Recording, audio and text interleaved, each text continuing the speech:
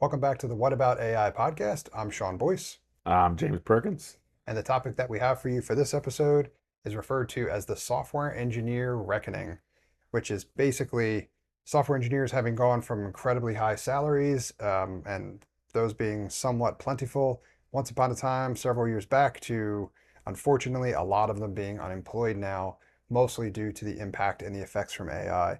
Got a couple of stats here that I'll rattle off, and then James will go to you to kick things off. So, what we've seen so far is from 2022 to 2025, we have seen a decline of nearly 20% of employment for software developers, which is pretty dramatic in That's recent years. insane. Yeah, despite like that crazy run up as well too, and how popular that role has been. Entry level at the top 15 firms from a hiring perspective, in terms of hiring entry level folks, is down 25% year over year. So basically, like junior developers and things like that, hiring there has essentially kind of fallen off a cliff.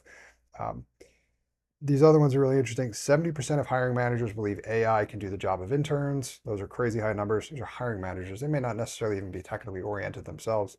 And then 57% trust AI's work more than interns or recent grads. That one messes me up. That's pretty wild. 57% trust it more than the actual human coders themselves as well too. So pretty dramatic changes here. And the last thing I'll say before James, we go to you is my experience has been, for however many years now, the advice I think that was given was a viable and, potentially lucrative career awaits you if you learn to code, right? So like go learn to code if you're having any trouble anywhere, regardless of what your career or background is.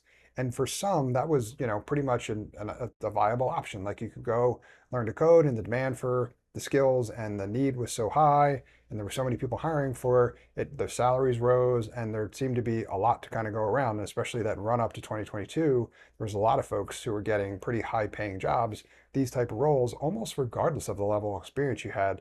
But that game has changed completely now, and these numbers certainly reflect it.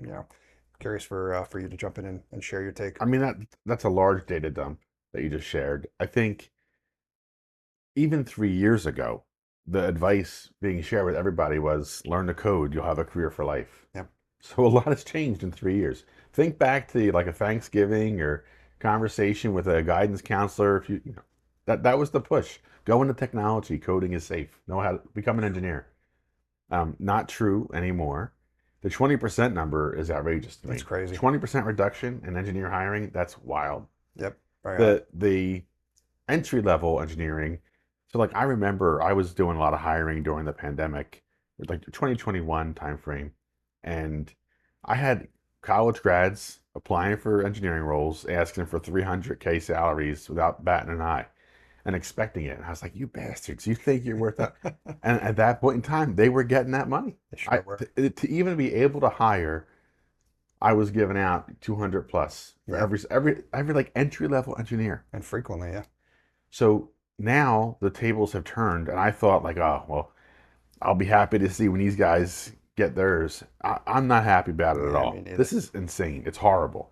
And the number of engineers that are losing their jobs right now, Crazy like numbers. I'm getting pings while we were doing the last podcast. My phone was lighting up. I have friends I've worked with, people I've hired in the past, Mhm. pinging me say, "Hey, I need help. I need Exceptional work." engineers, like really talented people, yeah. So I guess my take on it is it's as bad as it sounds, and it's not going to get better. And we're not going to make the whole podcast depressing. We'll tell you how to help yourself if you're currently employed or unemployed. But yeah, it's those numbers sound right to me. So more data continues to come out here as they're basically, I think, comparing what the humans are capable of versus what the AI is capable of, especially at the different levels. And I think what we've seen is most companies now are looking to the technology to essentially replace the juniors. They think that's going to be a cost-effective move. The concern that I have, which a lot of you I think share, is if we stop making junior developers, how are we ever going to make senior developers, right? That's how I became a senior developer. I started as a junior developer. It was a great way to make me a senior developer. But if we stop making juniors, how do we make seniors? I think that's a legit concern. But I think how the companies are thinking, at least this is my take, I don't know about yours, that being that the juniors are essentially going to get replaced by technology and AI, and eventually the seniors will too. So I think, Generally, I agree it is a problem. There was a comment on one of the videos this past week or one of the shorts, that basically the apprenticeship is going away. yeah, And with that, you lose both the apprentices but also the masters, under the basis that if you have a factory producing enough middle level work, like journeyman quality work, that you don't need the apprentices anymore. Yep. And because you don't have that flow coming in, that pipeline, the masters just vanish over time. They kind of waste away. Of course that's going to happen. That's and that applies to any industry. It's not just trades work or technology work. Anything that you're doing, if it can be replaced at a high enough quality level over time, the masters in that field, the people that are experts in that field, are going to slowly dissipate. Right? There's not going to Yep. be a pipeline to produce new expert skill levels to that degree. So yeah, I completely agree with what you said. Is it a problem? I don't know. I mean, how many of you that are watching are out there building your own cabinetry or right, Yeah. or building Fair. your own houses? Some of you can do that, but you don't need to anymore. So that everyone having to maintain that skill set to survive isn't necessary. Mm. And it's kind of the same here with software engineering. So if you're Yep. a software engineer, the number that was just shared by Sean, 17% loss in skills by becoming dependent on Claude code. Over a period of time, they kind of become less effective at their job. Do you have to know all those things? It's a good Because question. it's doing a lot of the Claude code is taking up a lot of the busy work. As in, if you're a software engineer, a lot of the code you write isn't the fun, exciting stuff, Mm. right? Who wants to do CSS all day? Yeah, fair. I don't So, want to do CSS at all. yeah. So I think it's okay for some of that stuff to kind of be lost as long as you understand the general principles behind I it. think that's an important concept, especially for now, at least. That may change over time, though. Yeah, But agreed. agreed. Agreed. Yeah, Sam. So pivoting to hopefully some more uplifting stuff and advice for those of you affected, who may be affected, even if you're not in a software engineering role or have backgrounds like ours. I would, how I interpret this is, you know, software engineers have been through it. We're technologists and we've reinvented ourselves more times than we can count at this point. So people that have been in technology for a long time are somewhat used to this pattern. This is an acceleration, which has kind of happened throughout our careers Used for to a sure. beatdown is what he meant to say. Yeah. Exactly, yes. We're pretty weathered, but we're maybe a little bit more used to it than others are. So I could certainly understand how jarring it could be to kind of get comfortable a little bit more so with this conceptually.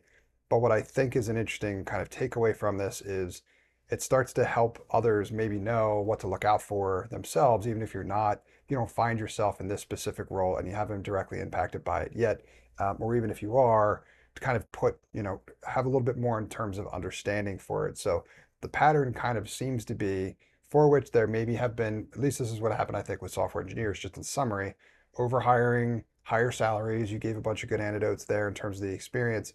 And then ultimately looking for kind of efficiency gains. New technology becomes available, AI in this case, and then quickly the pendulum swings in the other direction.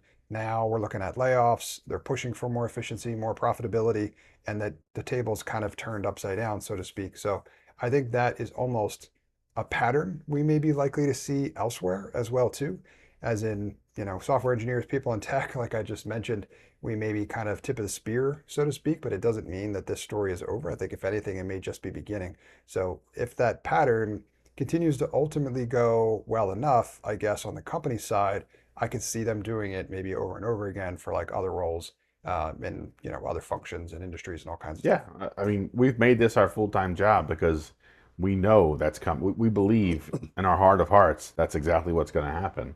We're trying to prepare everyone for that. Yep, Yeah. fair. No, absolutely. Um, Anything else you want to cover for this episode or advice that we have for folks? We're talking about software engineering again because it's so prescient right now. Like it's happening now. So if you're a software engineer and you're starting to feel a little worried about your job, we're going to have guides on our website. We're basically every podcast we do. If we distill something interesting in the podcast, we're going to make sure it's presented on the Yeah, website. definitely. And if you need help, we're here. Not everyone can afford to pay for our services.